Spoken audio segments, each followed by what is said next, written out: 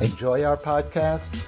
Go to surfingthetsunami.com to discover an amazing wisdom and wellness platform designed to take ancient ideas down to street level with practical tools and takeaways delivered by some of the world's greatest thinkers, authors, and innovators.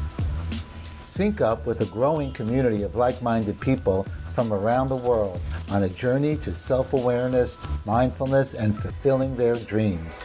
The Wisdom Feed Plus membership is a perfect place to take your next steps on your personalized success path to a happier and healthier life. You can't stop the waves, but you can learn how to surf. Go to surfingthetsunami.com today.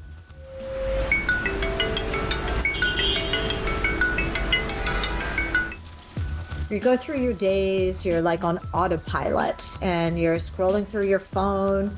You go for a walk to get some fresh air, but you wind up looking at your phone, or you go to a party, but your mind is on something else. So we're not fully deeply in our lives. We're on autopilot. We're having near life experiences. And so what I want to do is wake people up more to enjoy their days more.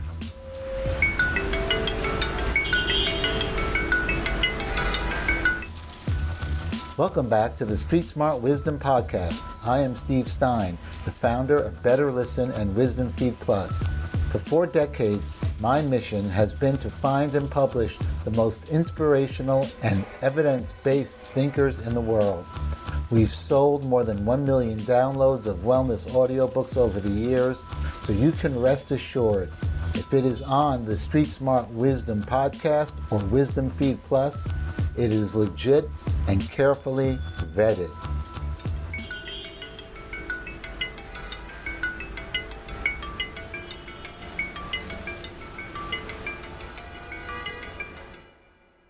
Welcome. My name is Steve Stein, and I am the founder of Better Listen and Wisdom Feed. Tonight, the hat I'm wearing is host of the Street Smart Wisdom Podcast. Tonight, our guest is Karen Salmansohn.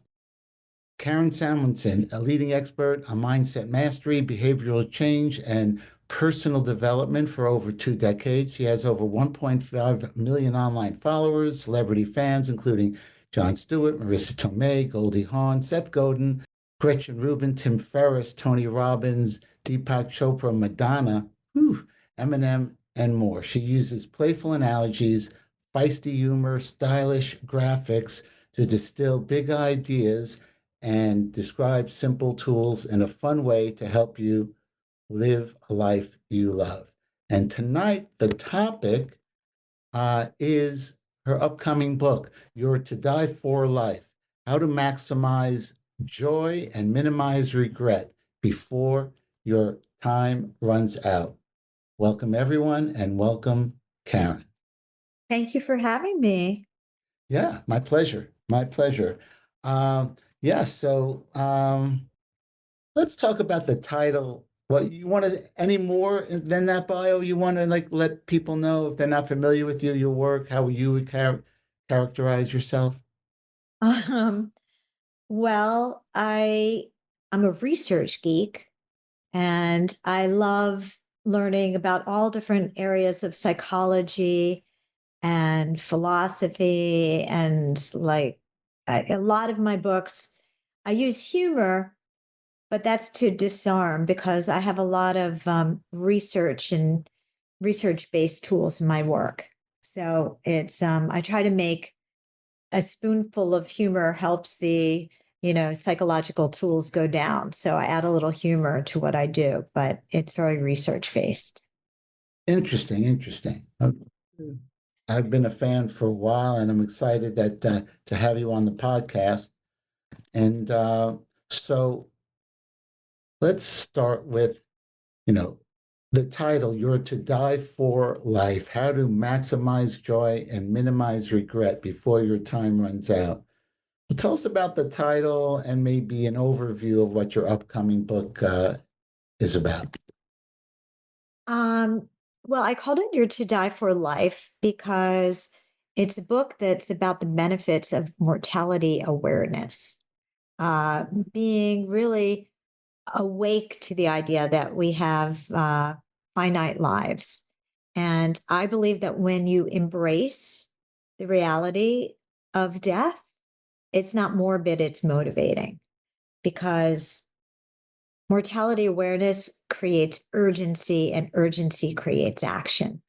And a lot of people, it's very easy to feel like we have all the time in the world. And it was my father's passing that kind of woke me up to the finite nature of life. When my father passed away, uh, I kind of realized that I thought about how I wanted to live. I thought about it when I was writing his eulogy also.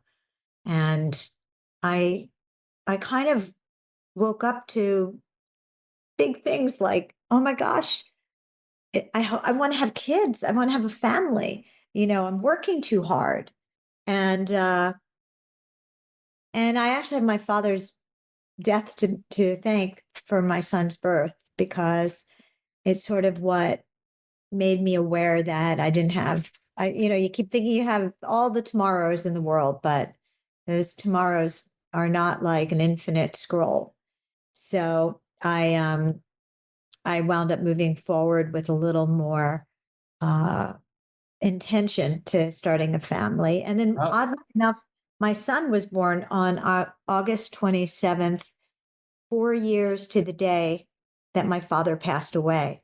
So my right. father passed away on August 27th, and my son was born on August 27th, which I felt was sort of like a wink from my dad. How old was your dad when he passed? He was, I mean, like 75, 76. Okay, got you know, it. which Was it? now that I'm 64 doesn't feel that old. It feels young to me, Yeah, but I was singing that when I'm 64 song last year. I just turned 65, so the Beatles song. And so, I've been doing this self-help stuff like you for many years. And part of what got me into all this, my mom passed away when I was young. And then I discovered Bernie Siegel, Love, Medicine, and Miracles. And actually, my Aunt Bernice went to him, happened to live in Connecticut and near where Bernie Siegel's office was. And she went on, thankfully, to live into a ripe old age. And then I had a chance to record Bernie Siegel. I worked with him a number of times.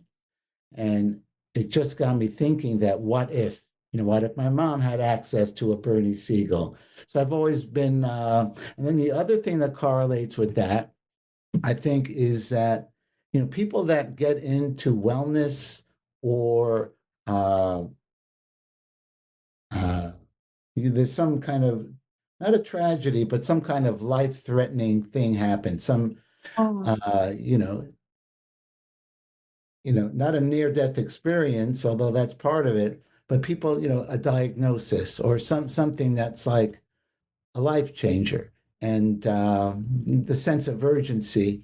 And I like your term, near life experiences. oh yeah, yeah. I talk about those in the book. Well, I say that I didn't write the book because I had a near death experience, but I have had near life experiences. And what I mean by that is a lot of us have them. You go through your days, you're like on autopilot and you're scrolling through your phone. You go for a walk to get some fresh air, but you wind up looking at your phone, or you go to a party, but your mind is on something else. So we're not fully deeply in our lives. We're on autopilot. We're having near life experiences. And so, what I want to do is wake people up more to enjoy their days more. So the book, after my father passed and I became aware of the power of mortality awareness, I did a couple exercises. I started researching it because I'm a research geek. And I found all this research that I thought was really interesting that the more aware you are of your death, the more you embrace death, the more meaning and gratitude you have for your life. For example, people that are in professions like they're death doulas, or they work at a funeral parlor, they work in emergency, unit of a hospital. Uh, those people that are aware of death on a daily basis actually are reported to have more fulfilling lives, more deeper lives, more meaningful lives because they're living with death awareness daily. So when my father passed, I did a bunch of mortality awareness type tools. Like I wrote my own eulogy. I thought, this is the life that I want for myself. And then I thought about it and I saw a lot of gaps Wait, between. you actually wrote it? You took the I did. time? Yeah. Yeah. I wrote my own eulogy. What was that like? Um, it was really interesting because I really had to think about what I wanted for my life.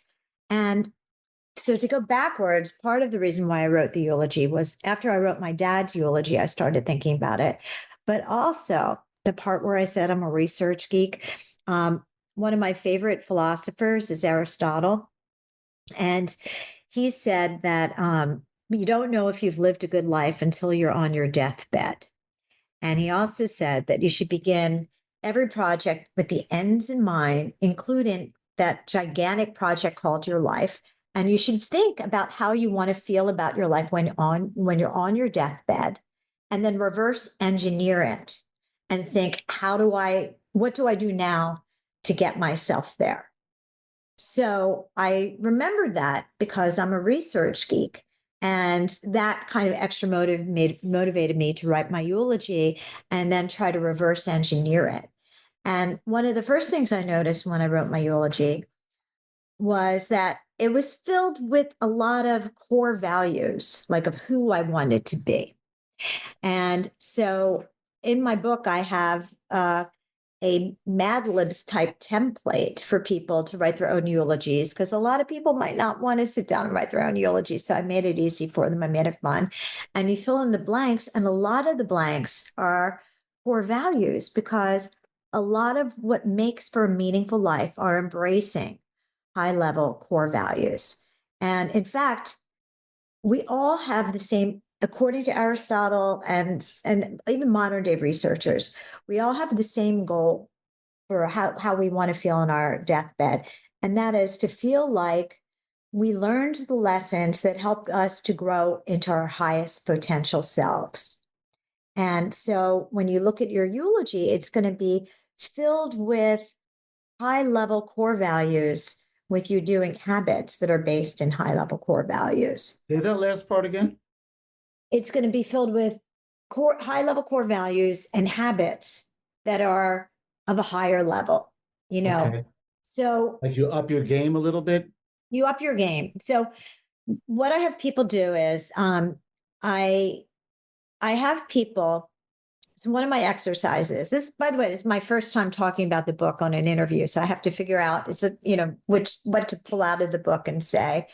But I have people write what I call a to die list, which is not a bucket list. It's not a to do list. A to die list is sort of like a what matters most list.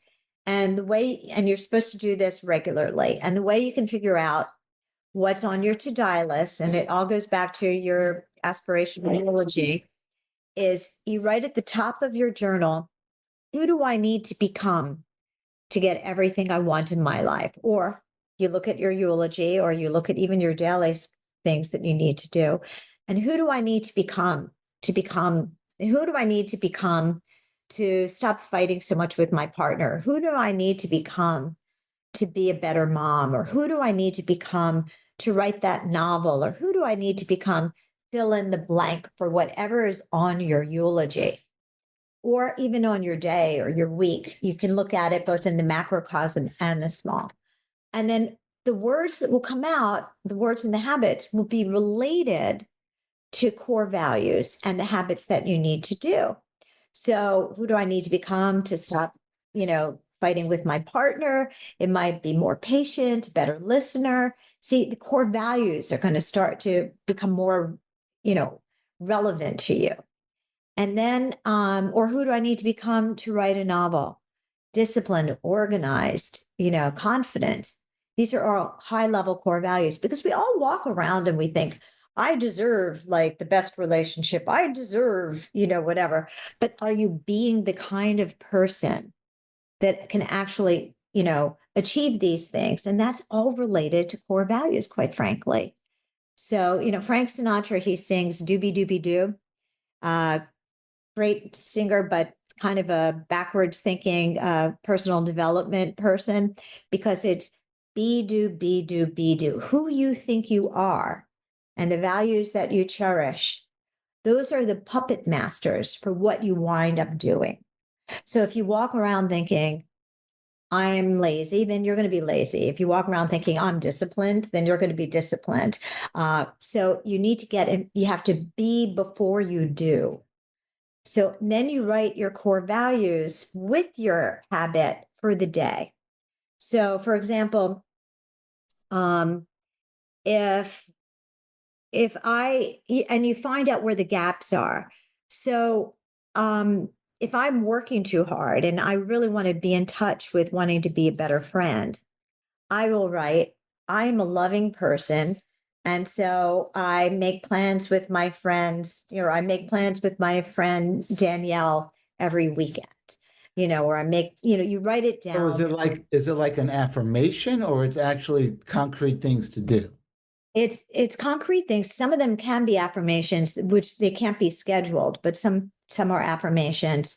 But it's actually something called identity-based habits. So, and there's been lots of studies about this. They did a study where they tried to get people to vote, and they had two different groups of people. And the groups that they got excited about becoming a voter and they got them to identify with the idea of being a voter were more likely to vote versus just trying to get them to vote. That identity is destiny. Who you think you are will determine what the actions are that you do. So you have to get in touch with the core values that you want to be. And then that's how, when you're on your deathbed, if you're a high integrity person with good, strong core values, you're going to be aiming yourself at the kind of meaningful life that you want. You're going to be a better friend, a better partner, a better colleague, a better everything if you embrace high level core values. And in the book, I recommend 7 core values in particular. Um, they're listed from A to G.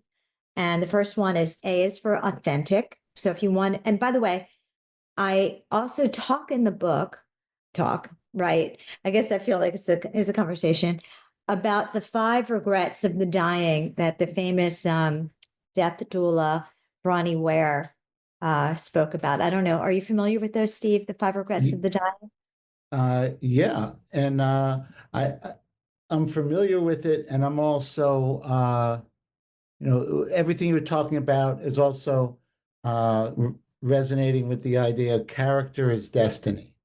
So Yes. it's like Yeah. so it's Yeah. the same idea, and and you know, I was it Tony Robbins or other people call it the tombstone test. You know, what do you want to be on your tombstone? You know. I have that in the book too. It's because that's like a quick shorthand, a compass for making decisions and choices. So, of the 7 core values that I Yeah, let recommend, me hear. Keep going. oh, okay. So, but what I was going to say is I look at the 5 regrets of the dying and I reverse engineered them. Who do you need to Wow. become to not have this regret? Who do you need to become to not have that regret? And they all matched up with these 7 core values if you are these things. Wow. Yeah, it's like really interesting. Well, How do let's you hear a couple. Let's hear a couple. okay. So the first one, A, is for authentic. You have to be yourself.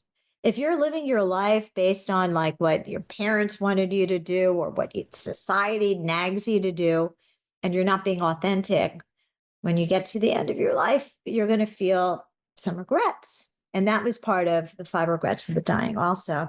So the first one is authentic. A, authentic. B is brave. So you need courage to do a lot of the things to get out of your comfort zone to grow, because a lot of, living a successful life is stretching who you are, growing who you are as a person. So B is brave. C is curious. And this one's really important because that's going to help you to grow. It's going to help you to find solutions. It's going to help you to be awake to question things, to wonder why things aren't working in your life, to approach that with curiosity. So curiosity is fabulous core value. Um, ABCD is discerning. So that's going to help you to make choices because you're going to have lots of things you can do in a day. How are you handling each of these, the time in your life? How are you being what I call choosy or choice chooser in what you choose to spend time on?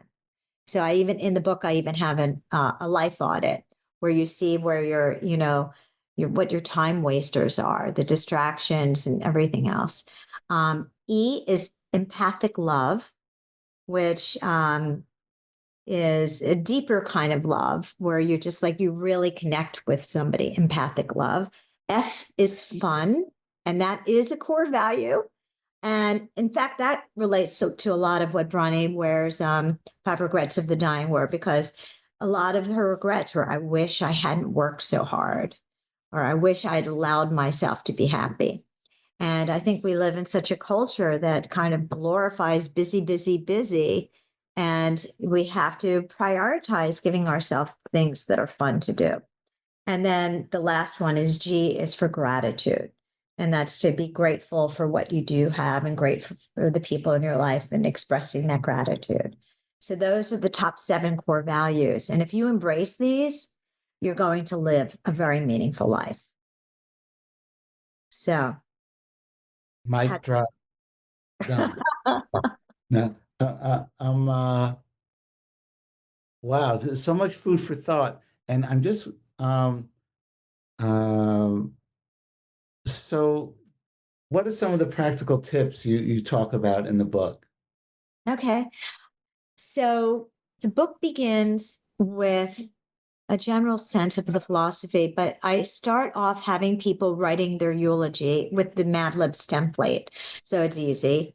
And then I explain how to For younger people, what's Mad Libs? I don't know if anyone, if anyone, you just like fill in the blank. the template.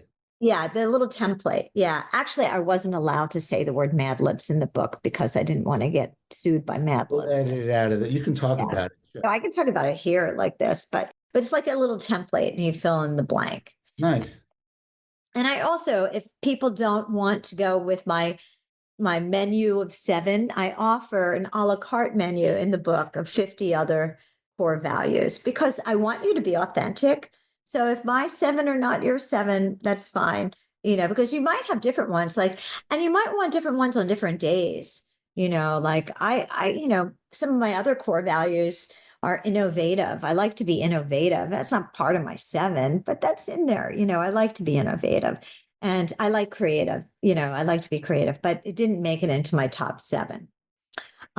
So after you write your eulogy, then I have you think about this daily habit of writing at the top of a page, who do I need to become to? And then you answer it, who do I need to become to? And you think about what you have to do that day. And then when you write that you have to do it, you link it to a core value and you're more likely to do it. So, especially if you're fighting against something that isn't your natural propensity, like if you say, I am disciplined, so I write every morning at 6 a.m., and you drill that into it. So, because somewhere in the back of your head, you might be thinking, oh, I can't write every day at 6 a.m. So you repeat that with it. And I have a weird story to tell about that. Um, when after my son was born, um, I wound up I was I wound up keeping what I call my pregnancy weight until my son was like 3 years old. So it was no longer my pregnancy weight, but I kept calling it my pregnancy weight. But it was really my I eat too much like macaroni and cheese weight, or I ate too much pizza weight. So I was thinking about this. I was working on a book and I was being very discerning. This is the D word, discerning. This is where this even comes from. About I wanted the paper, it was going to have like colored images, photographs and images on it. And I was telling the publisher, we need a thicker paper than this and maybe a little toothy so the colors show up. And I realized, oh my gosh, I'm a very discerning person. I like a certain font. I'm very discerning about that. I'm discerning about like the clothes I wear, but I'm not discerning about the food that I'm eating. I'm eating cheddar cheese, goldfish, and pizza, and all of that. So I thought, oh my gosh, I value the core value of discerning. So I started to use that to help me to eat better. I am a discerning person. And so I eat healthy foods. You can put like a general thing on it like that. So as I go through the day, I'm a discerning person. So I eat healthy foods. That teeny little word discerning helped me to lose 20 pounds because I was so locked into I Three am a dis- syllables, 20 pounds. That's a good it return on worked. investment. And then here's the thing about owning core values and really owning them is it filters into other areas of your life on it like this subconscious basis because I was saying to myself this thing about I am a discerning person, and so I'm not going to eat cheddar, goldfish or whatever it is. Well, I wound up like being more discerning about like I started to throw out my son's younger baby clothes. I started to clean up the apartment more. It filtered into my life. So identity truly is destiny, or as you said, I guess character. I like that too. Character is destiny. So there's really something to this identity-based habits. And I really recommend that. Even One, beyond one my book. I totally love this whole identity-based habits thing, which is almost separate thing almost. identity based. I've never heard that. Is that like Yeah, a it's a clinical thing. research kind of thing or? There's research on it that it works. Like that one story that I told you about the voters, but in general, there's other research stories too on it. So then you create your what then that becomes your to die list. So you look at your aspirational eulogy, you look at your day, and then I have a whole system where you program it into your calendar. And then I also recommend people use Alexa, which I do all the time. And now she's probably going to start talking. So when I have something that I need to do, I not only write it into my calendar, I schedule it with Alexa. So she tells me to do it. So I'm getting it from, I have all these, they're more like, I guess the book has, because I'm also considered a behavioral change expert. I've written a couple of books on habit formation. I have my book, Happy Habits, and I also have a course called Tweak a Week that are based in how to, create better habits and kind of bust the naughty ones. So I know how to schedule these things to make myself do it. So I put some of those in the book as well. So even though it's about mortality awareness, you get behavioral change tips for free thrown in there, you know. Um, and then I have tips for waking up in the morning with death mindfulness meditations that are not morbid. They're actually just really beautiful and some are fun. I have 8 different ones for you to choose from. And so, for example, even before you wake up, you should kind of become aware of your thoughts and then, appreciation for life while you're still in bed. Uh, because you're, when you're still kind of in that zone of rest and calm, you can control your thoughts better then. So I have people think about gratitude for the day while they're still in bed before they even get out of bed and become aware of that moment when your foot, because we rush out of bed in the morning. So I have for for getting out of bed, I have a shower meditation that when you're getting ready in the morning and you're in the shower, um, as the water is coming down, you wash away whatever negativity you're feeling and you envision it going down the drain. And when you step out of the shower, you kind of think to yourself like you're leaving that behind. So I have different things like that. So I have eight. Now, on one hand, the New Yorker in me is like, woo woo, well, who is this wacko? But on one hand, but on the other hand, negativity down but there's science that backs all these things up now. And Yeah. and I'm sure I'm going to try that. I'm sure you feel lighter because whatever was conscious and unconscious, it's like it must be a lightening process or something. So because it's visual too, The more kind of, and, quite frankly, I'm more psychological than I am woo woo. I say that instead of woo woo, I'm like a single woo. I'm just like one woo. I'm not even all that woo woo.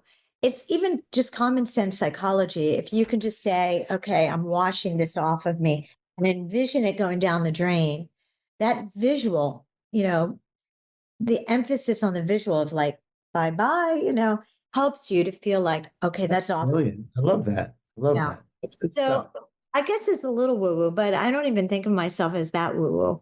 No, Um, no, it's but practical. It's actually practical. and it's also multitasking because we're all busy.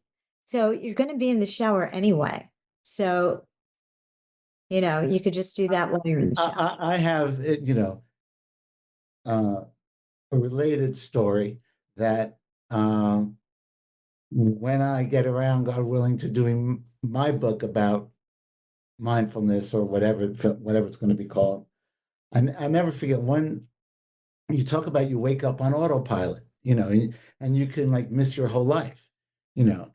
And Emerson or Thoreau has a whole beautiful quote about it. And so one morning, I woke up like just a zombie, my regular morning, and it was one of those whole life expos. I bought one of those wooden toothbrushes that were like great, no plastic, love it, right?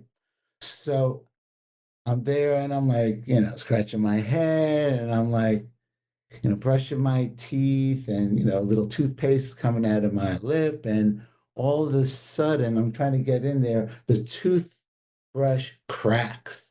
So there I am, because, and I have the brush and half the toothbrush coming out of my mouth. And now it's really kind of like all over the place, and I'm holding the other half of the toothbrush, and it was like a crack, and that moment woke me up.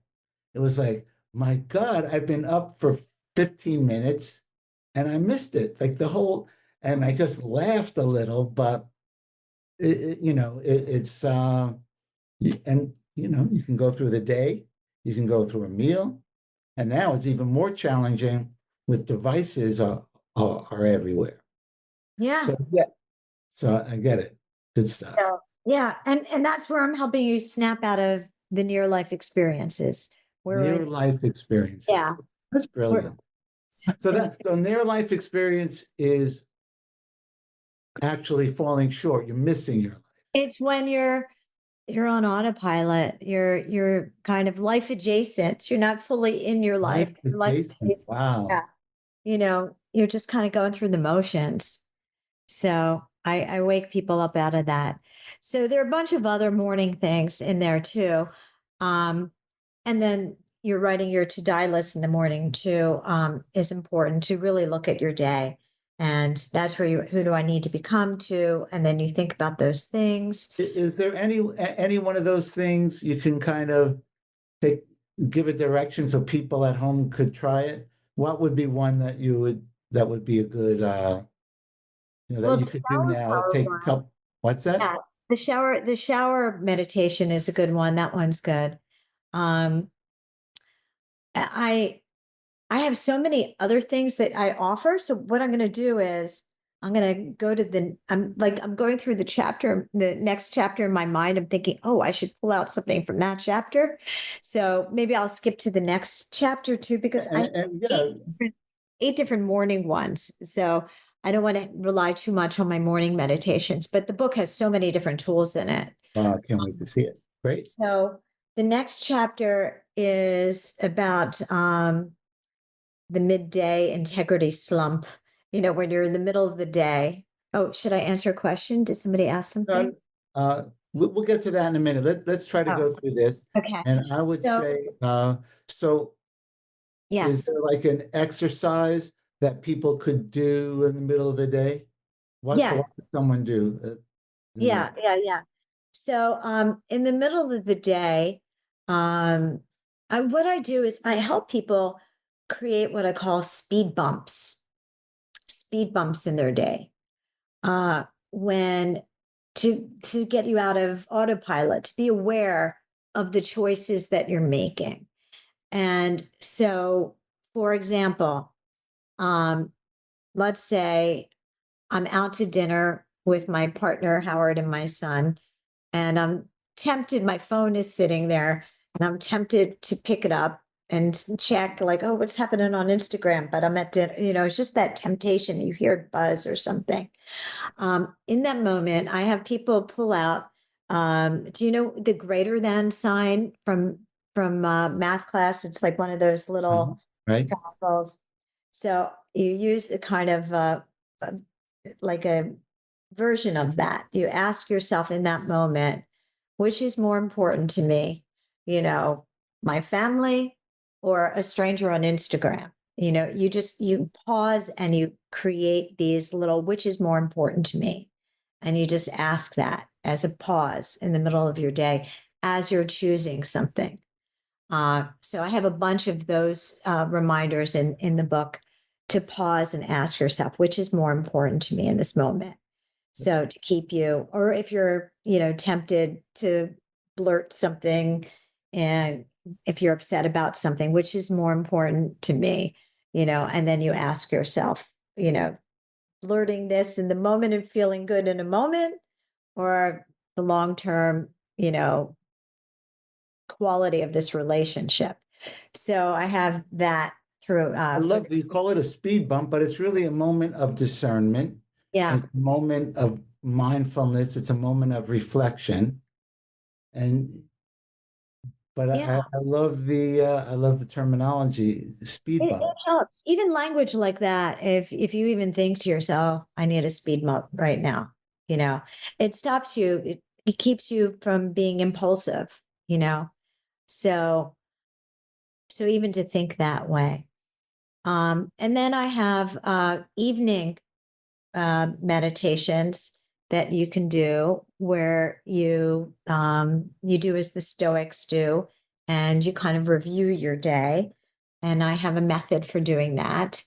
Um, and then I talk about the Bronnie Ware's 5 regrets of the dying, and I reverse engineer them with um, the 7 core values, and then I give suggestions for habits, specific habits that you can put into your day that are kind of universal for everybody. So, and then I have some things that are a little bit quirkier. Let's So hear. I'll tell you What do you now. have that's quirky? I like quirky. All right. So it's a long book. So I'm like going through it in my mind. I'm like paging Okay. through and thinking. So I wrote an article about this on Medium, but there's 2 ways that I do this. So I'm 64, and I am a late in life mom. I had a miracle son at 50, and my son is now 14, and he has requested that I live to 200 years old. So but I bargained him down to 100, and he's accepted that counter offer. So if I'm 64 and I'm going to live to 100, and this is the month of February, if you do the math, I only have 36 Februaries left. Now, you might find that depressing to like figure that out, but it's also a wake up call. That's like a speed bump. It's a speed bump for real. Like you think 36 Februaries left. And then those Februaries just, everything just feels more vibrant and important. Like, how am I spending this February when you think like that, you know? And so to count that out, how many months you have left. So in the book, I recommend people create a mortality marble jar. You fill it with, I know this is really, unusual, but you fill it with how many marbles of months you have left. And you can make a beautiful jar out of this. And every month you pull out the marble and have a couple questions that you ask yourself about how you spent that month, to reflect on, it's a monthly ritual that you do to be very aware of how you've spent your time that month and where you need to maybe. Brilliant. I love that. So I like things that are visual. I think that when And you really tangible. I mean, it's a physical tangible, thing you bring out. yeah. So when you really think about that, and on the other side, because I my have a very bad joke. I'm sorry. oh, go What ahead. happens if you lose your marbles? Ah. Sorry. I couldn't resist. Sorry, that was terrible. That No, was- that's good. That's good. I also have people create a fun jar because the core value of fun is just write down all these fun things that you want to do. And if you're feeling like meh, then you have to reach into the fun jar and pull out something fun. I like little habits like you this. give suggestions and all that stuff, and Mhm, mhm. um, Yeah. it's different, but well, two things kind of come to mind. The blue zones. That research on the blue zones where people Yeah. live to. It's it's not. I don't know if it's similar. It's not identical, but it echoes the blue zones. Like you need community. You need Yeah. to live a full Yeah. and a healthy life is yes, you need to be physically healthy, but you know the whole deathbed question. Well, I guess it does actually relate directly because the blue zones are based on people, the most centenarians or something like that, A right? lot of centenarians, they have purpose. They have something that gets them vita to something. I forgot the exact phrase for it, but they wake up every day excited about doing something. And that can help you to live longer, according to some of the research on the blue zones, is feeling like your life has meaning and purpose. And I really do have a lot of chapters about that as well. And thinking about what you want your legacy to be is a big part of creating a meaningful life and being aware of the ripples that you leave behind. Like how you talk to somebody, you leave part of you with them who then shares it with somebody else, and how you want to be, the kind of ripples that you want to leave behind, which was actually part of the eulogy that I gave when my father passed, which was about thinking about the ripples that he had left to me. And he was a contrarian. He was a stockbroker, but he was a contrarian in how he invested. And I thought, oh, even though we're in completely different careers, I kind of identify as a contrarian, and like that was part of his ripples to me. And also, he was so kind. Like he kind of really taught me that. So to think about what ripples you want to leave behind. Like a legacy doesn't have to be like inventing the cure for cancer. It could just be the legacy of kindness, or legacy of representing being brave or resilient, again, core values. It really all comes down to core values. Yeah, and I think John Kabat-Zinn says the little things aren't little, and Exactly. and Exactly. and you talked about discerning. Now, I was thinking about, they talk about you are the sum of the five people you spend the most time with. And that's legit. I mean, that is practical. But you're like, well, I can't do that. It's my relative. It's my next door neighbor. How could I? I'm going to see them every day. And that's where the discernment comes in. I think it echoes in food and Careful about thoughts. yeah, where you're spending your time. And when you realize time is finite, you kind of want to create boundaries to protect yourself from toxic people, the energy vampires. You become more discerning about who you want to give your heart to and who you want to give your attention and time to. And a lot of a meaningful life has to do with having meaningful relationships. And that's where empathic love comes in.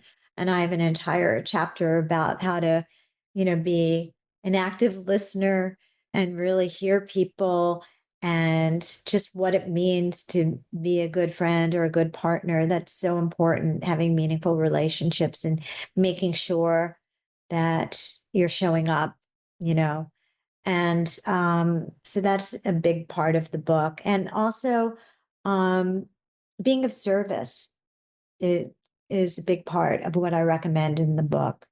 Uh, feeling like you're giving back to the world.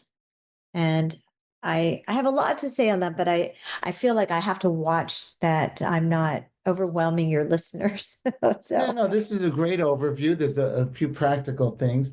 if you have any questions, you can type it into the chat.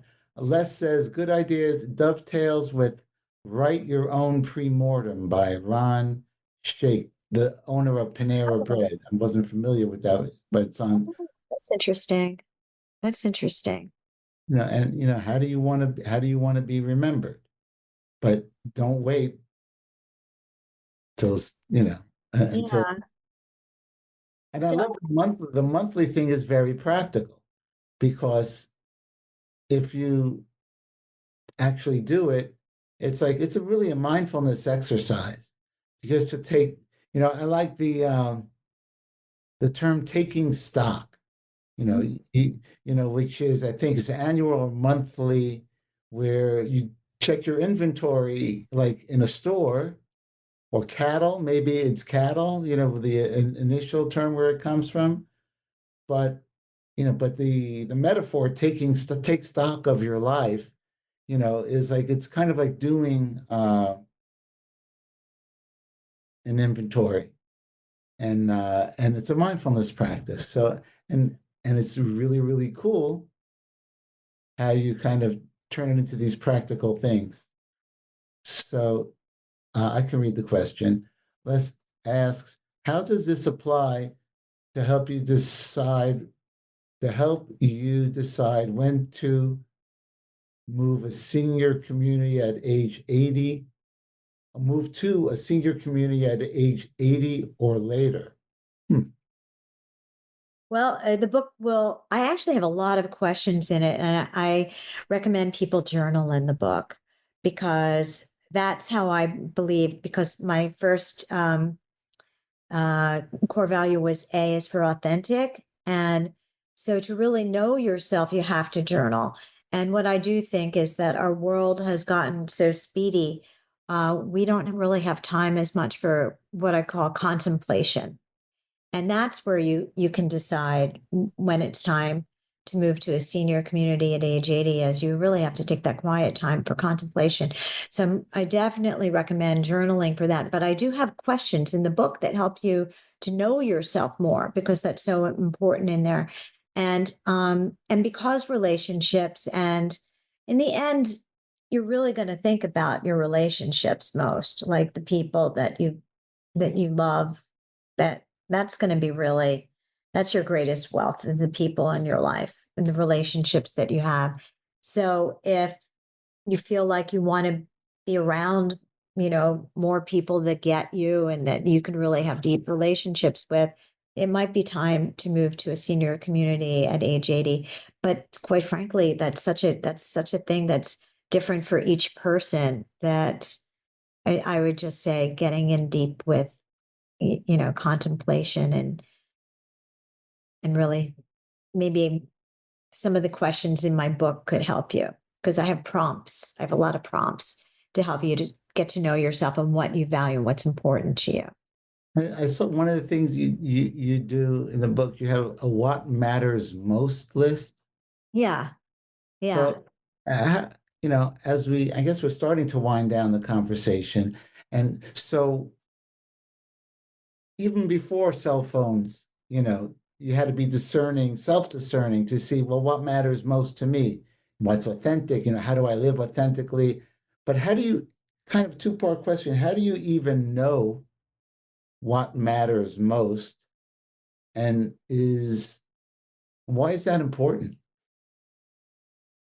Because well, in the book, I also have the chapter on do you believe in a soul or your core self?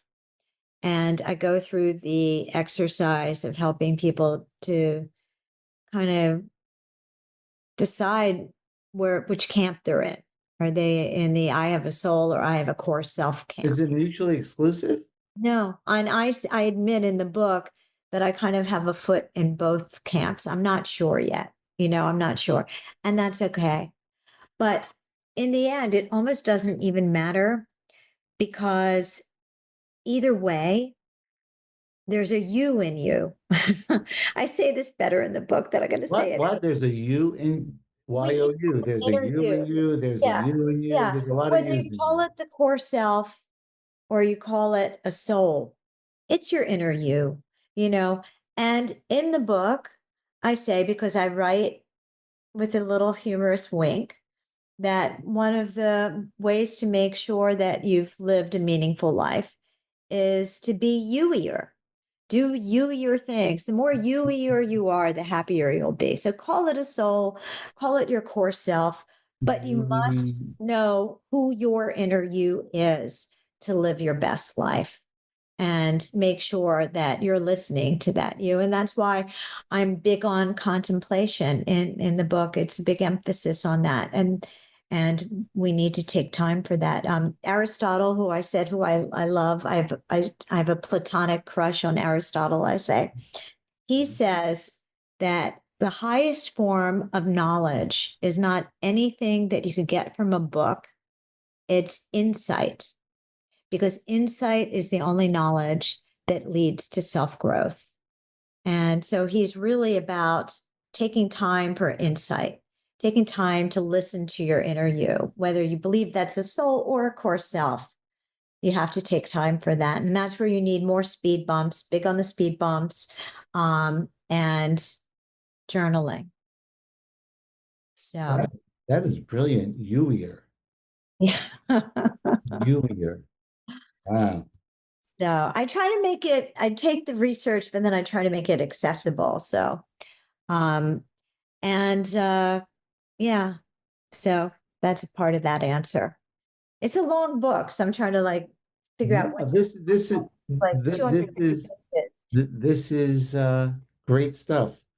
Les, again, journaling, do more you-ier. Thanks for that too. Oh, good. Thank you, Les. Good stuff. Oh, thanks, Elaine, Elaine. thanks, Also, Elaine. Good to see you. And so, okay, so how can people find out more about you?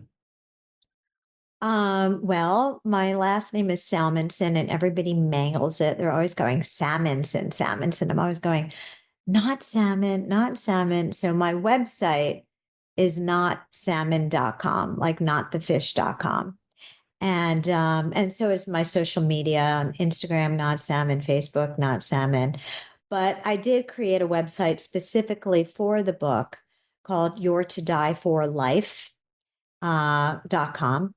And the book is available on pre-order. And so you can snag a copy now. It comes out officially in July. And if you sign up for my newsletter, I send out lots of free articles and all kinds of freebies and things like that, and little like teasers about the book, more things that I didn't get around to telling you And that's tonight. notsalmon.com, yeah? Yeah, notsalmon.com. Excellent. NOTSALMON.com. Any final sign off or thought? No, I mean, thank you for saying, good practical suggestions. Thank you, Elaine. I appreciate it. And thank you, Les. And thank you, everybody who's here. Brunilda and Steve, thank you for inviting Yeah, me. no, this was excellent. And all right, so I think that this is a good place to start. So Karen, thank you. That was excellent. Thanks everyone for tuning in, and we will see you next time. Thanks.